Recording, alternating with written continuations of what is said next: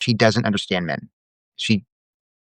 The men who voluntarily took her survey either were lying or they were gay. I mean, I'm sorry.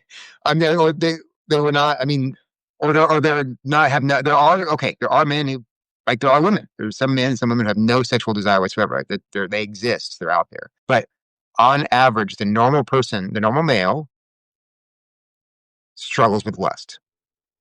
If he's a Christian, if he's not a Christian, he doesn't struggle with lust. He just lusts. But if he, And he can struggle with this lust all the way into his 90s.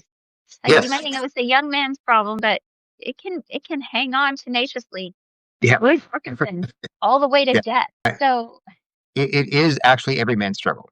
And that doesn't and it doesn't excuse porn. That's why the reason that book was written was not to excuse porn, but to help men out of porn. So that was the whole point of it. I mean, yeah, it was to say to men, you're not alone. You're falling into this thing, and you can be forgiven because Jesus bled and died for it. And uh, there's other men who have the same struggle, and so you can. Hey, why don't you get together a group and try and figure out how to get rid of this thing?